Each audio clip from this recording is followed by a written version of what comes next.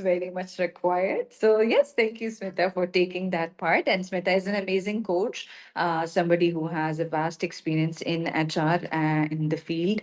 And yeah, she's an amazing leadership coach as well. Who else do we have from the team? Is Sakil joined? Okay, we have two more team members joining in shortly. So, yeah, let's get straight into our. Oh, we have Zakia over there. Just joined us. Welcome over, Zakia. Zakia Yassin is a mental well-being coach. She's a master in mindfulness and she's a great parenting coach. So, yeah, thank you for joining us, Zakia. Great to have you over in the panel today. Um, when we were reflecting on what to bring in this series of knowledge bites celebrating the ICW 2025, the panel is one of the very important features of any series or events that we start doing. And we were just reflecting on what to explore in terms of coaching. So we had a very great idea as a team on exploring the topic, which is very rarely, I think, addressed. And this is how to select the right coach. Something that rarely is spoken about, because in general also I'm sometimes asked as a coach as well, what do I look for when I'm looking for a coach? Now that's something really interesting, and asking a coach, I think that's even more, brainstorming for a coach itself to ask that, what do you look for when I'm looking for a coach? And I'm very sure that people who do look for coaches do find, that a process which is quite mind boggling in so many ways. And let me just take a pause here and introduce my lovely Rabia Aziz, our team Inspiration Station member who just joined us. Rabia is an amazing, resilient folks coach, and she's a psychoanalyst as well. And yeah, Rabia is an active speaker and works for a lot of great causes as well in Pakistan and with us in Inspiration Station as well. Thank you so much for joining, Rabia. All right. So the spotlight for today is how to select the right coach. Now, I we are touching this topic in a very different way today. We're gonna just unravel every accolade, every award, every credential that is attached to a coach, and we're getting underneath the layer what hides there in the form of a connection that is required between a coach and a client. So let's be real, the coaching world is fast growing, it's booming, and amidst all this explosion, there's a lot of excitement, there's a lot of options that surge up. And we will go beyond selling pitches today, and we will just explore how do you actually end up with the right person in a coaching relationship. So we're going to explore different aspects of how do these things work and what makes you select the right person. And first of all, I think for me, the most important thing, what I see as a human, if I remove my credential, if I remove everything from me for a while and I look at it, so it's chemistry versus the credential, right? So that's, for me, it's the real currency in coaching. And for this, I think I would love to ask Tulika here that, Tulika, have you ever felt that, that because you've had a transition also from someone who was, obviously we all have that transition, but yes, for you, with your experience, a transition from a non-credential coach to a credential coach and then to a level 2 coach. And we have an insight of your learnings in a very amazing way. And you carry amazing toolbox with you as well as a coach, with the immense learnings that you have. So any energetic mismatch with the client, because of your vast experience and knowledge, I would like to ask you that, has there been any energetic mismatch you might have felt, even though you had a full toolbox with you right there? Hmm. Thank you so much for asking that question. And so, by the way, I have been both the sides. When I was not a coach, I was a kind of client to my coach. So I do understand from a coachee side also that what generally you're looking for when you're looking for a coach, and as a coach. So first, I'll go that what normally I look when I'm a coach. Very clearly, for me, the ethics matters. uh, I just see if there is no overlapping of, or there is something which is ethically, if everything is right, and if the values are aligned with my coaching way of doing coaching. I generally don't look into energy that much. I do feel that in the process, I will explore the chemistry and energy unless and until there is ethically nothing is wrong. So I generally never ever judge my clients on the base of energy, chemistry, rapport. I think it's all the process of the coaching. What is important for me is the ethics, because yes, I'm a Mhm. credential coach. So to be ethical is extremely important. So I just look for that. And yeah, and something which is extremely, like, if I believe in something, a core value, and that is getting I think somewhere, if that is getting neglected, or then that is something is no for me. While when I was a coachee and I was looking for a coach, fortunately I got a really, really very nice coach where the energy matched and everything. But at the same time, at that time, what is my requirement and what kind of experience that coach has? Frankly speaking, that coach at that time didn't have that kind of experience. I was looking for me and my teenagers to get coach, counsel, Mm. and all those things, and she was not experienced in that. But I felt it, the energy was there, I felt it, the empathy was there. So obviously as a coachee, the comfort, uh, and also I knew her from somewhere. So a kind of what can I say, a kind of, yeah, it was more about the comfort which I was getting Mm. over there, and a safe space that I can share anything. So that was important for me. Hmm. So you automatically answered what I was about to ask you next.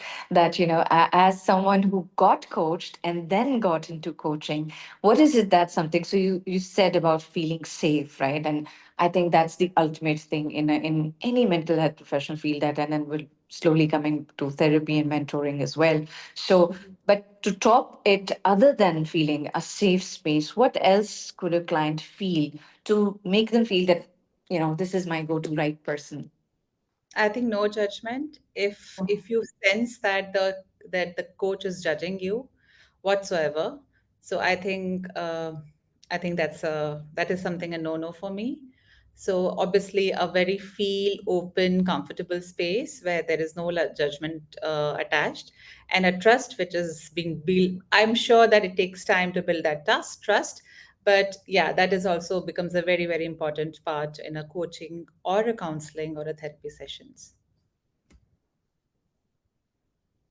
True that. So, let's get a little bit of reflection from someone else also in the panel.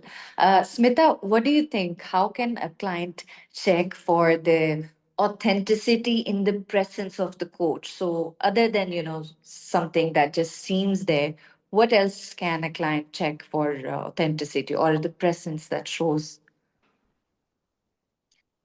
The main thing that if I am a client, what I would look at is how comfortable I am sitting with the coach, whether it be online or offline, how comfortable I am. Just like how Tulika has also mentioned, I think that the comfort level is very important.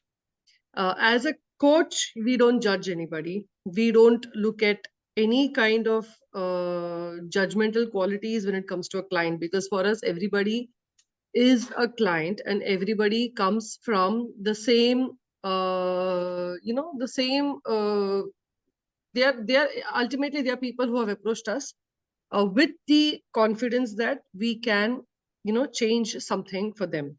But as a client, what I would want is, even I tell my client even today, no matter how pretty your coach looks, no matter how handsome your coach is, end of the day, you have to be comfortable sharing your deep feelings, your most vulnerable situations in life, and a lot of other things which probably you wouldn't have shared with anybody else. So for me, the comfort level, which is why all us coaches, we know we do that introductory session to understand that the comfort level is there or no, whether you're okay to share things with that coach. So as a client, the comfort level is the topmost. Yes. More than that, I would also, as a client, look at the credential of the coach. Word of mouth works a lot. If there is anybody's experience who says that, Coach Anne is excellent, Coach Tulika is excellent, yes, I would obviously go to those coaches. But credentials are extremely important. What kind of qualification the coach has, what kind of certifications the coach has, what is the experience the coach holds. That is extremely important, because in today's world, there are so many coaches that are sprouting up. And one thing as coach we should understand is that we are ultimately handling a major situation in some person's lives. So that person has entrusted that Very true. situation to us with a hope of finding clarity. And until and unless the coach is qualified enough, or the coach has enough experience, working experience to handle it, no coach becomes a coach.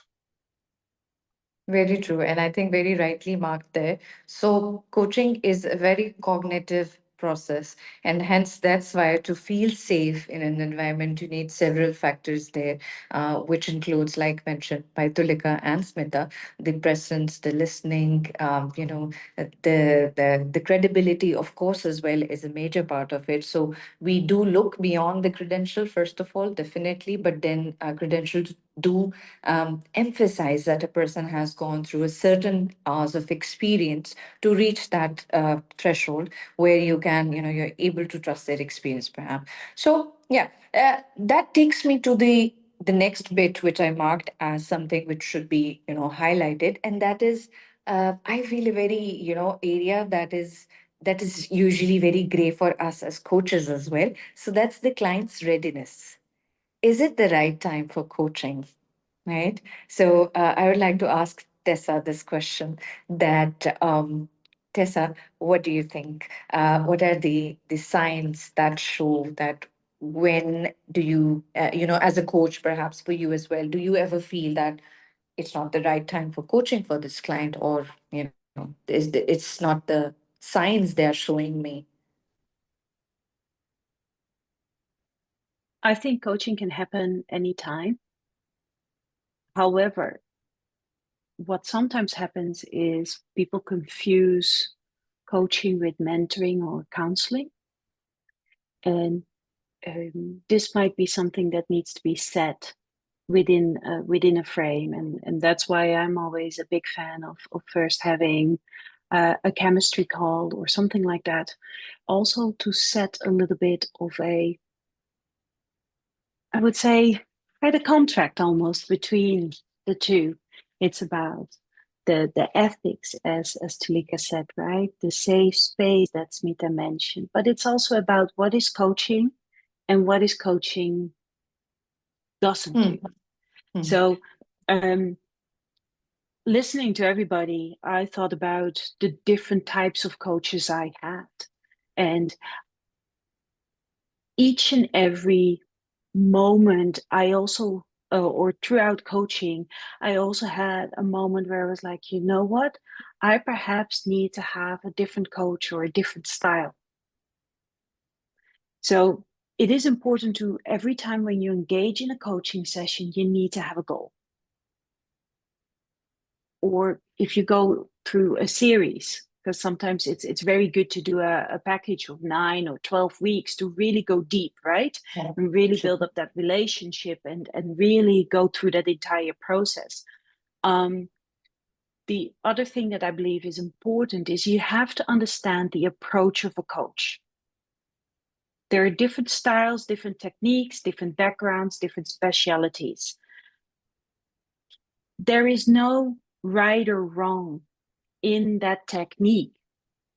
However, there could be a right place and a right time for you.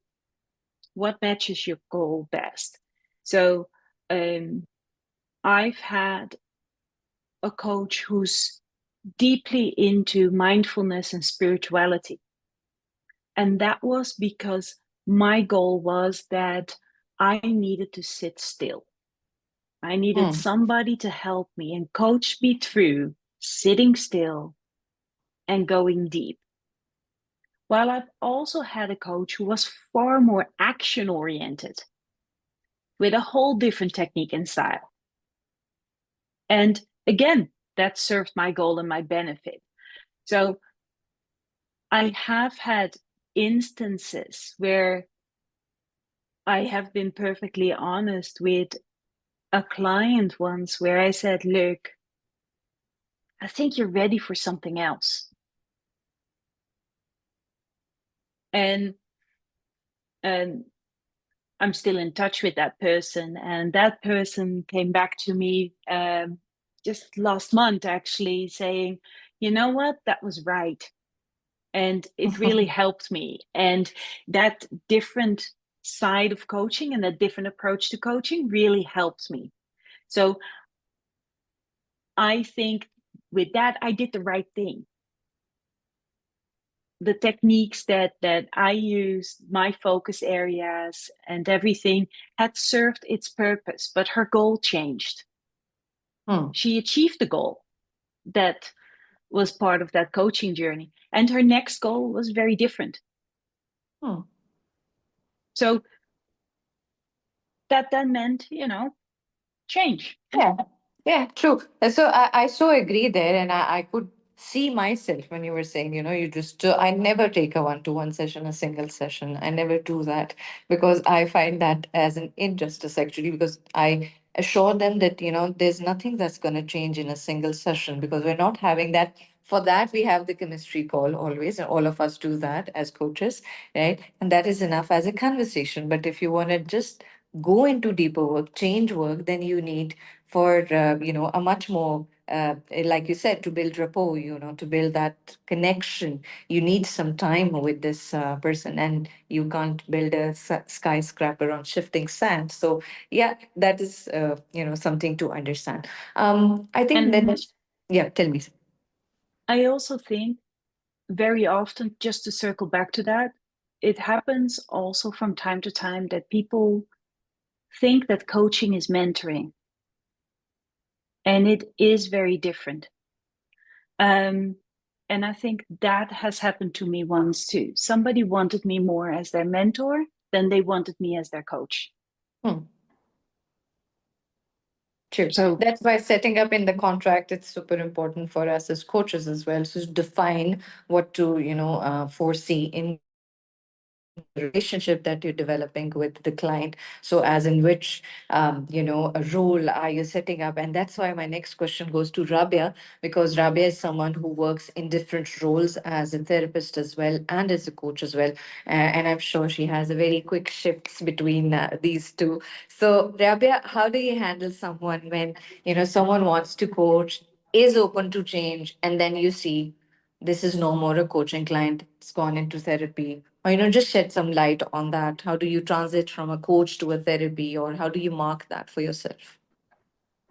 Yeah, thank you, Anne, because I think that's one of the most prevalent kind of ideas and situations that we deal with, right? And we kind of go into the course because we're like, okay, is I may be a client who's coming in because I want to be coached, but then I may not know whether the coaching realm is, am I ready for the coaching realm, right? As Tessa said, that she kind of identified that her client was ready to level up, and when the client leveled up, they found a whole new matter of growth for themselves. And then sometimes clients come in who are perhaps not at that the median where we as coaches may think they should be, where things are at balance, and it's an interesting thing to sort of identify balance. And then, as a therapist and a coach, there are questions that I ask. Well, how's your emotional capability? How do you identify with yourself? How is your behavior? How is your day-to-day life? Is everything in balance? Is everything in check? Are you regulated? And when there's a tick against all of those boxes, then we go into that coaching sector. But when those boxes are not checked and there is a shift in the client's alignment and regulation, that's when, I kind of speak to the client and say, well, you know what, this is what I feel. I could be wrong, but perhaps it would be interesting for you to kind of, see how perhaps counseling or therapy could help you achieve or make yourself reach that level of being coached, you know And I guess that's the work where the work kind of begins shifting, like you said, whether I shift into the coach's role or shift into the therapist role. Thank you for sharing that.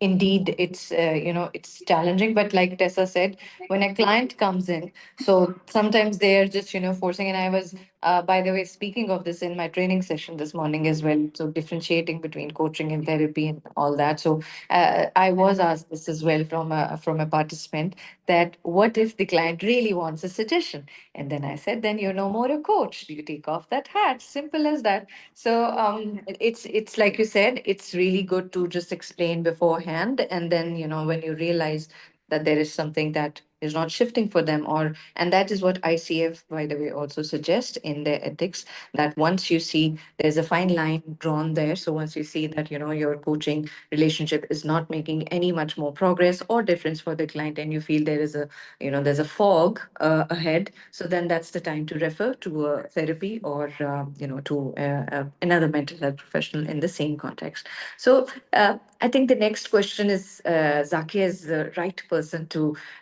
answer my next question. Zakia, what are the there's a lot of misconceptions around coaching specifically, and now that Rabia shed a bit of light on therapy as well, Tessa spoke a bit on mentoring. So what are some of the common things that you probably have got as a coach? People coming into you, like we said, they're always asking for suggestions, advices. So any misunderstandings you see? So, your question is, what is the difference between therapy and coaching? Mhm. So what are the common misunderstandings that you as a coach have received a lot? Like people come in coaching thinking, because you are also Mm. someone who works as in a lot of work, right? So that's why as coach, what is a misunderstanding attached to it? So, when people come up to, especially in the niches that I work in, they are expecting the same thing. They're expecting me to give them suggestions, right? And listen to their problems and solve it for them. Mm-hmm. So I think as coaches, we are more interested in helping the personality grow than just dwelling into a certain problem, right? So I feel if I'm working in parenting and the parent comes to me that, this is the issue with my child, I want you to solve it. I would rather go on the goal of how do we help you as a parent to build the relationship with your child so that Hmm. you both go ahead and solve the problem, Correct. right? So this is something that coaching does. And then another thing is also where people get confused between coaching is when they start uh, wanting to talk about their past, right? So they do get into a lot of things that, I want to know more why I am like this, what happened to me, what do you think? Do you think what I did was right?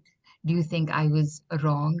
So these kind of questions keep coming up, and it's interesting because um, over there. It's very interesting when you hear such things, and the clients are they come up with the questions, and then how we have to go around the whole procedure to bring them back in the situation and talk about, yeah, I understand what happened to you, but how do we go ahead with this? I think bringing in the past also is a lot to do with the therapy work, right? Mm-hmm. Yeah. So what I see is also, and taking from you again, the insights that you also, you put up there, that, people come in thinking, um, I feel that because I am a therapist as well. So for me also, I need to shift roles sometimes. So for me, what works in this regard is always the readiness and the willingness of a person to go inside. So if I see is if a person who's, just like now Zakia mentioned, that the parent just says like how to correct this and how to make this okay, right? But is that parent ready to do their inner work, to do that work on themselves, that self development work, to get into. So that's a coaching client for me. That's a client who's ready for coaching. Otherwise, if I do not see that willingness to introspect, to work on your inner thing, then I think for me, then that's not a coaching client. It goes into the realm of the counseling or more of a mentoring thing. So yes, I think all of us have the experiences of people coming in with expectations, but the true essence of coaching does lie in empowerment and empowering you through your own mind with our questions, and that's something beautiful to understand. I think once you understand how coaching works, it's a game changer. Moving on to another important aspect of today's conversation, that how do you get to the right coach, is the green flags and the red flags. So, yeah, Tulika, you want to emphasize a bit on the red flags. What's the red flag? When you're, it's a branded, polished coach I went to, but what's the red flag there? Red flag as a coachee, red flag as a client. Yeah, as a coachee, because we're today talking from a coachee's perspective, that where are they going? What do they have to look at? Mhm. So, I mean, assuming that I am the ideal client, and I know what is the difference between a coaching, a counseling, and a therapy, and I am approached to a coach. I think credential is important. At the same time, the understanding of coaching is important. If the coach is playing those gray areas of coaching, mentoring, and counseling, then actually I'm not getting the essence of coaching. So which is, if I am a aware client and I am looking for a coach, so I will definitely look for those things. Secondly, yes, chemistry is important, but at the same time, if I'm a client, I generally am quite open and to understand that just the first session will not get everything I mean, click on our, or hit every segment won't be hit. So yes, definitely I'll give some time to a coach also. Yeah, and also my requirement, what is I'm looking for, is it about my relationship, it is about my professional growth, it is about executive leadership. So yes, that also becomes very important, and accordingly I should choose a coach who should have some kind of, I would not say experience, because we are not going for a mentoring, but at the same time some kind of credentials or certification around that, or understanding about the subject. So yeah, that becomes important. Other than that, I think I'm quite a chill coachy. And I'm a okay. chill coach as well. I testify by that. So Yeah. I think let's keep a bit of focus on the red flag here, and I want to ask Tessa here. Um, Tessa, what could be an instant, something to pause for a coachee before they sign that coaching contract, or something to be, it's a red alert, like sort of a thing. Let's say if you are a coachee, yeah, because we're switching roles today, all of us, we're getting into the coach's shoes, all of us, and trying to look at it from that perspective. So yeah, what would be your immediate red light? Nope, not this one.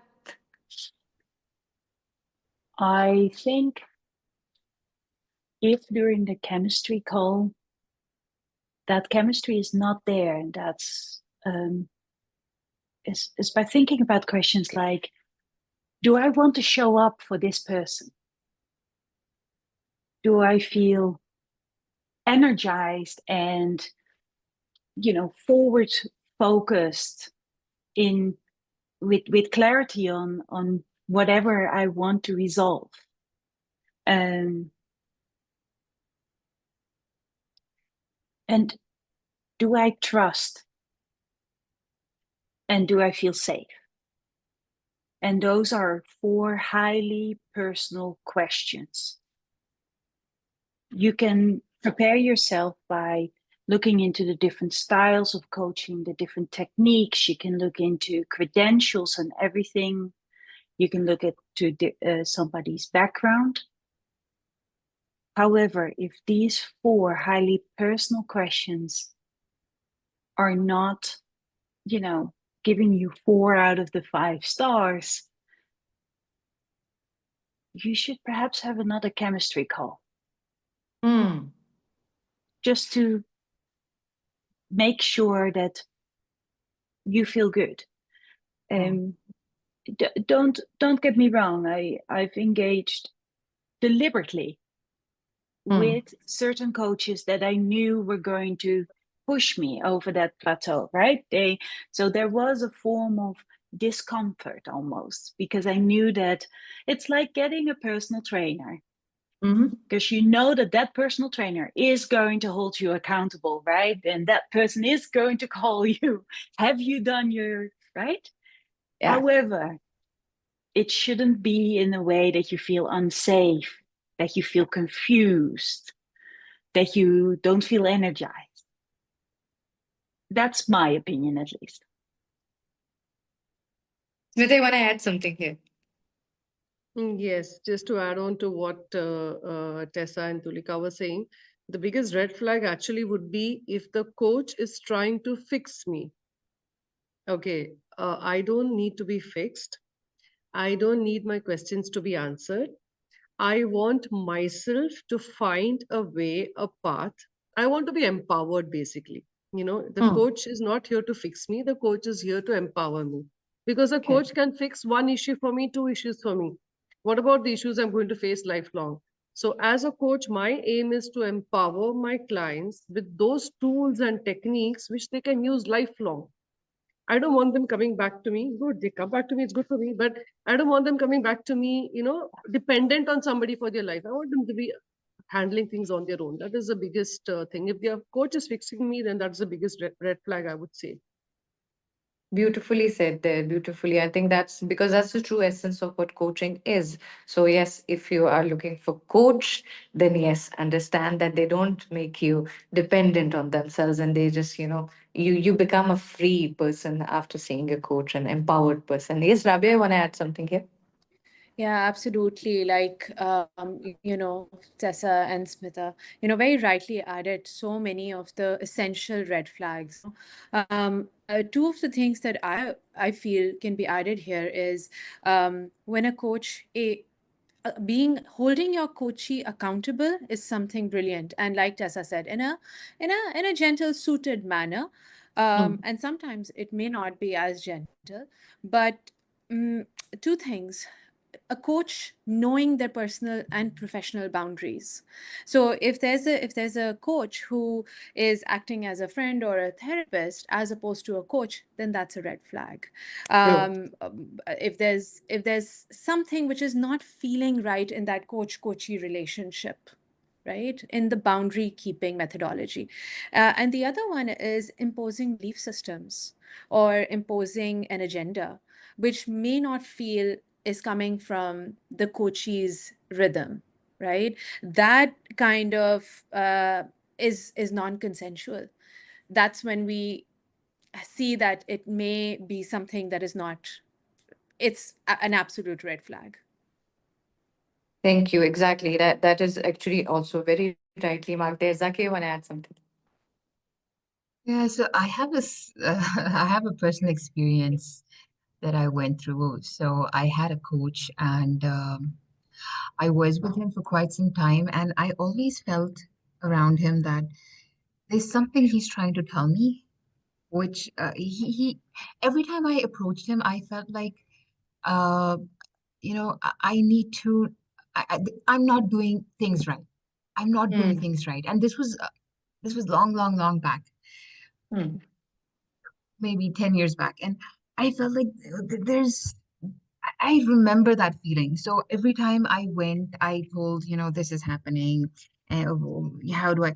And I felt that I know this is not okay, and I know that I'm not doing it right. That feeling was so real that now when I think about it, I feel like there was so much lack of boundaries over there because I could see it from his body language. I could see it from the words he used, how Mm. uncomfortable he made me feel because of Mm. certain things that like what Rabia said, that really clicked. Like there was an agenda that he had, probably, whatever it was. But it was so clear, it was so obvious that whenever I said something, I don't know if it was judged or I felt like I'm not right or I felt, and I knew it. I knew it that if I share this, it's not going to go the right Mm. way. And that, and you understand that in the very first call. Like now, if you think about it, when you sit around a person, you understand if you look closely at certain things from your body, you understand that this person, no, this person, yes, right? We do have that energy that we understand that which person is okay for us to open up to, and certain people that we probably do not want to look at it that way, but we do understand. This is such a big red flag when, Mm-hmm. especially when you're in your chemistry call, you feel like you have opened up a lot, or you felt like, man, I can see myself growing with this person. I can see that if I'm here, I feel that way. That is so important. And one call is enough, I feel. If you need another call, it should be that I am very sure that I am fine with this person, but let's take another Like. chance. Yeah. It should not be like, I did not feel okay.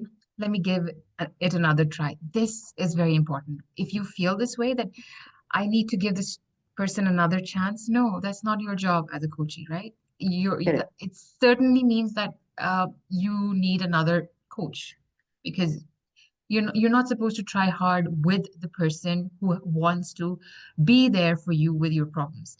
So I think this personal experience helped me understand a lot about what I was supposed to do as a I, coach. I see what you're saying because, yes, sometimes energies speak louder than words do. So, yes, reading out the body language and understanding the energy that you're receiving from the certain person is, of course, super important because at the end of the day, it's the coachee who has to feel safe in that space. So, that's why understanding that energy is obviously very important for whenever you're approaching a mental health professional. We are running a bit short on time, so before we just wrap up our last topic that we wanted to cover today, if anybody has a question for any of our team members, please, raise your electronic hand, and we will take your questions now.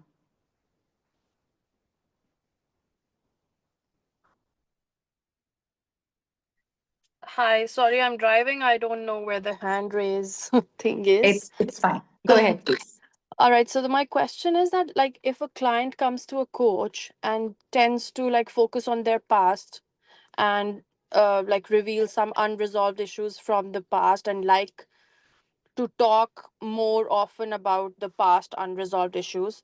So, should the coach pause the coaching process and refer to them to a therapist right away, or is there an ethical way to continue coaching while responsibly addressing their needs to explore the past? Like, you know, talking emotional trauma or the past a lot, and the coach feels that they need therapy. Let's take this from Rabia, being someone who has a role shift experience there as well. Rabia, you can answer that. Thanks, Anne. I think that's a great question, because the relevance over here is whether we are healing or whether we are growing. And if there is a constant reflection of going into the past, then identifying, is the coach a health coach? Is it a career coach?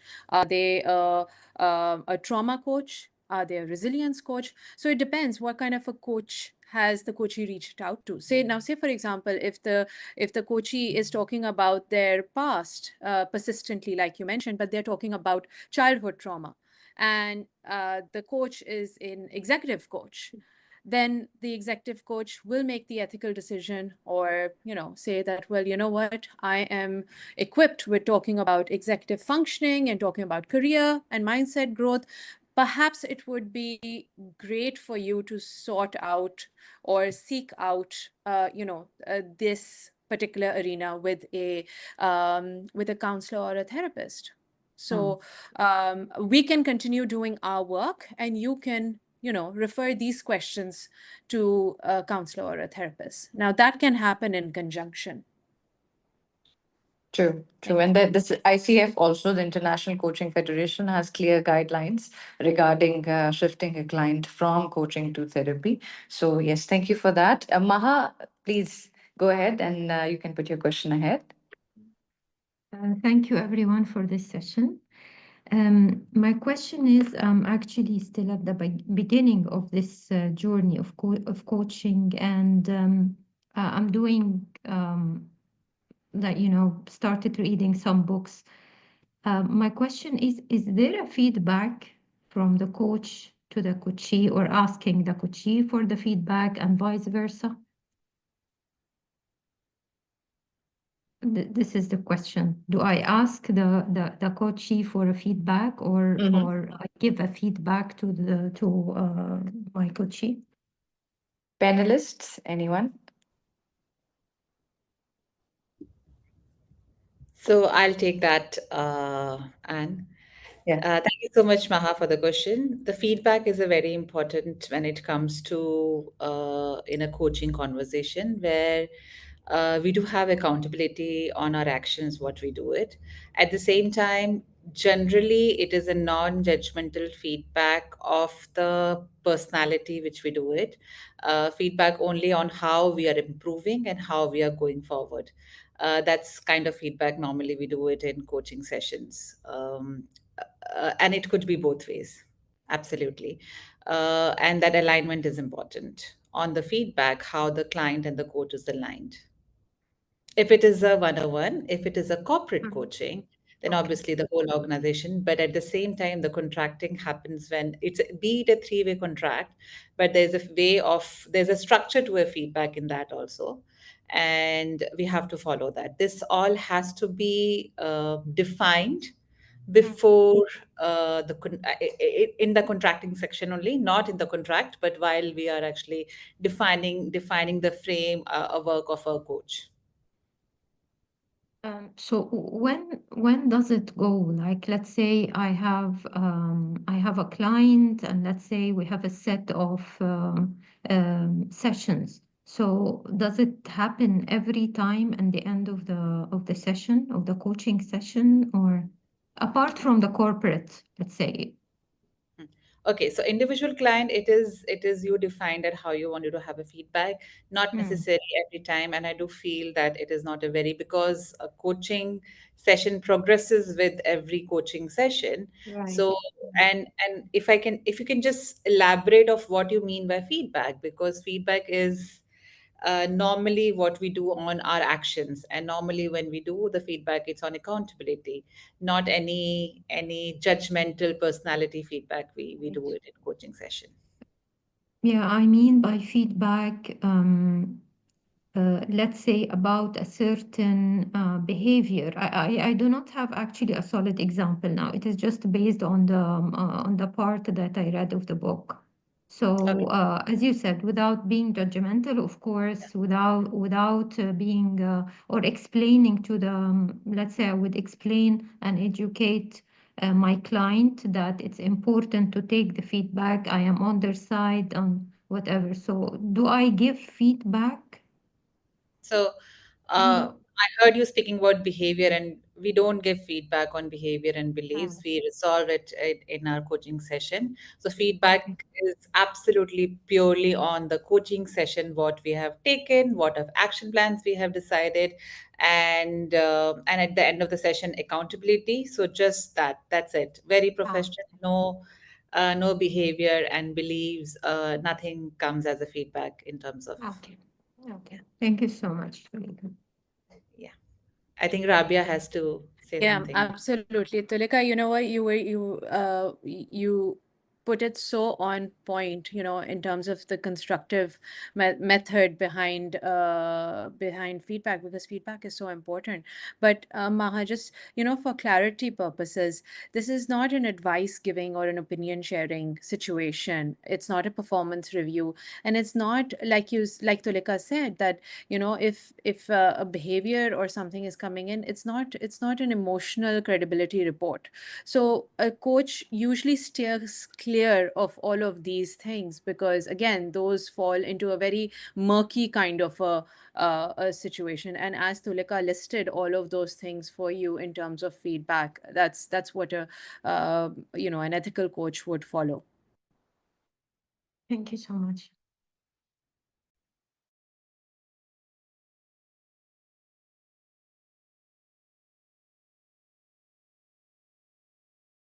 And you're on mute. Thank you for pointing that out. So thank you for the insights and thank you for the questions. Anything else? Anyone else has a question? So before we wrap in, I just had a very important point to mark, and then as said, we're falling short on time already. But there's I think an important aspect of when you're approaching the right coach that it comes to my mind when I think of it, which is values, vision, and alignment.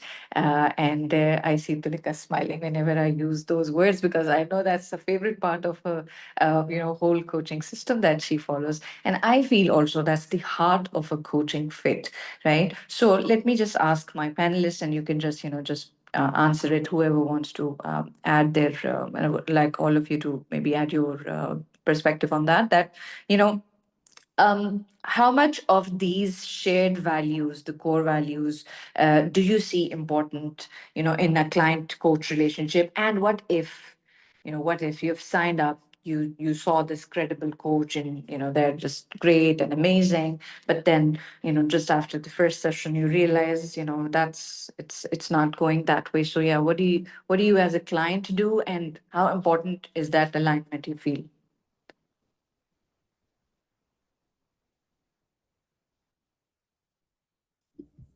Okay, I'll go ahead. Uh, I mean, obviously, I do feel that alignment is extremely, extremely important. But giving a fact that you are a client and meeting a coach for the first time, discovery calls plays a very, very important role. Having said that, rapport takes time to actually build.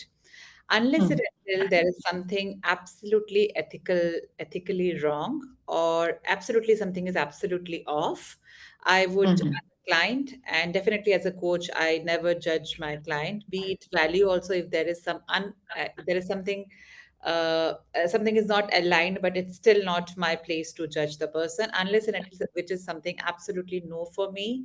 Then I say no. Or as Rabia or someone mentioned that, if it is coming from a context of a family or where there's a contradiction is happening in terms of ethics, I said no. But as a coachee, and I do believe in that because I have lived that, I will also not judge my coach on the very first go. If nothing is really off, if ethically the coach is right, and value plays an important role. But I think alignment and realignment will happen in the course of coaching sessions. So me as a client has always been very open unless and until absolutely something is wrong. Hmm. I do, agree there. And I just want to add the thing that, coaches don't judge. And I got this by someone who once told me that, and I know her personally. So she said, I really want to share this in a coaching session with you, but I know you're going to judge me. And I told her, you know what, all that training, you just remove that sense of judgment from us somewhere, and just we become so plain in our, that judgment sense is just so gone. So yeah, from a coach's side, yeah, I think rest be assured, a trained coach is never someone who will judge, will create a space where you'll feel judged. But yes, the alignment of the values is something I see as well. So here's something that's very interesting, and I want the listeners to understand this as well from a coach's perspective now. That it has there been a moment where you have said no to someone as a client, and why did you do that? Anybody wants, has an experience, wants to reflect? I think that's a very, very great also observation and and question, because I feel that a lot of times, as coaches, mm, and as Mm. coaches feel that the values and the ethics that are around the alignment of the coach and coachee relationship are only applicable to the coachee. But it is Mhm. very important for the coachee and the coach to understand that they are also as much important and applicable to the coach themselves. So if the client has to feel safe, so does the coach. And say for example, you have a coachee who, I mean, I had a coachee and who had substance abuse issues, and they came into the coaching space with substance, and that's a complete no. It's a complete no, in terms of safety, in terms of ethic, in terms of boundaries.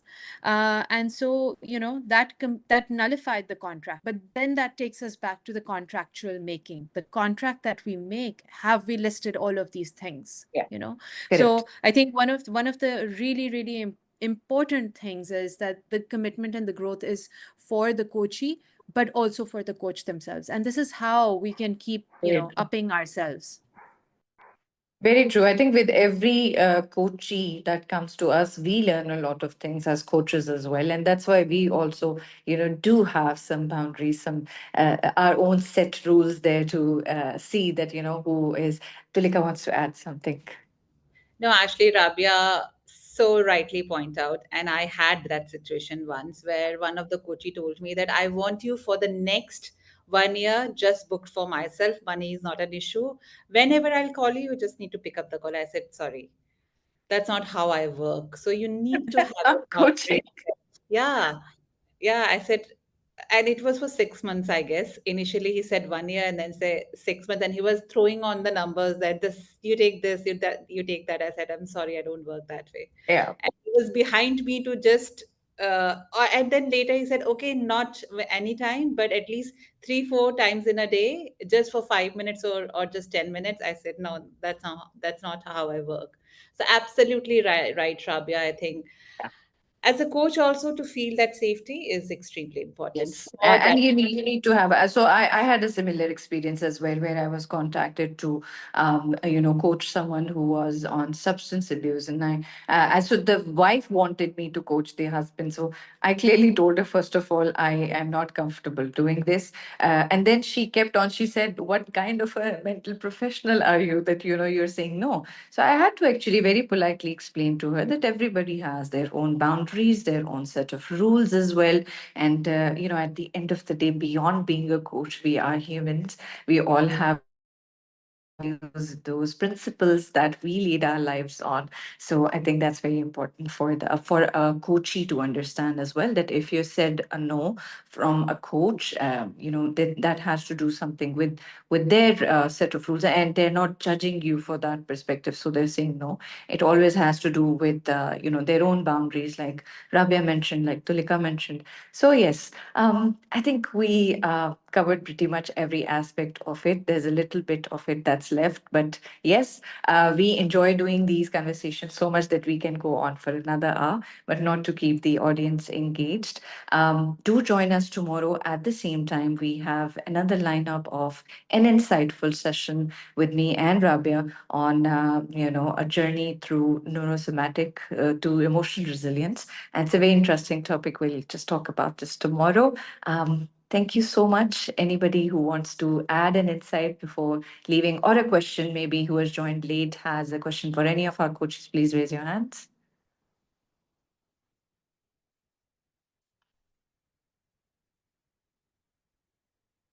Good to go. Thank you, team. Thank you for doing that. And yeah, see you to all tomorrow. Bye bye. Thank you.